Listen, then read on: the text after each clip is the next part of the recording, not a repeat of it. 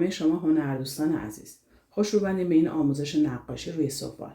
من ترانه هستم و قراره تو این ویدیو مرحله یاد بگیریم چطور یه طرح زیبا روی سفال اجرا کنیم.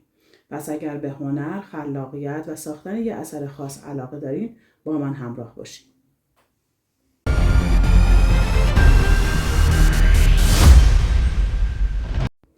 توی این مرحله قراره یاد بگیریم که چطور طرحمون رو به سفال منتقل کنیم. این روش یکی از ساده‌ترین و تمیزترین راه‌هاست که باعث میشه طراحی اولیه بدون مشکل روی سطح سفال منتقل بشه. پس اگه آماده اید بریم سراغ کار.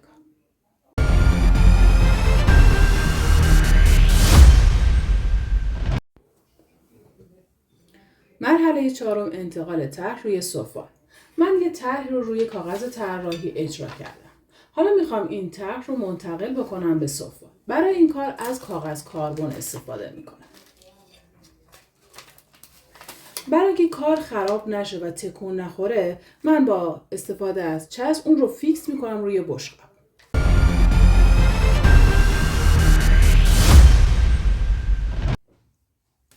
قبل از اینکه طرح رو روی سفال فیکس کنیم، یه نکته خیلی مهم وجود داره. اگه پشت سفالتون جای آویز داره برای آویزون کردن، حتما اول باید مشخص کنید بالای کار کجاست. برای این کار من معمولا بین دو تا روزنه یه خط مستقیم میکشم به سمت بالای سفال. و حالا بالای کار رو مشخص کنیم.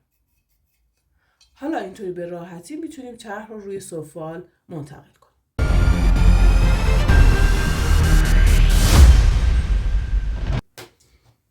خب من طرح رو با استفاده از چسب فیکس کردم روی سفال و حالا با استفاده از یک مداد طرح رو منتقل میکنیم به سفال.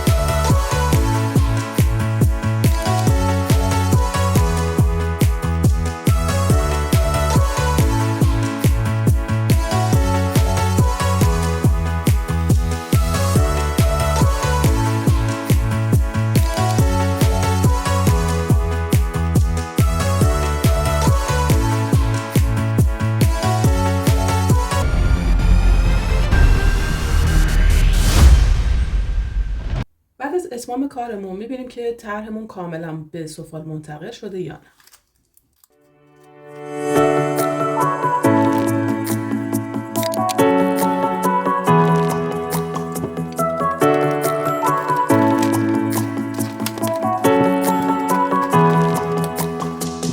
اگر قسمت‌های از طرح کاملا منتقل نشده یا خیلی کم رنگه، میتونیم با استفاده از مداد اصلاحش کنیم.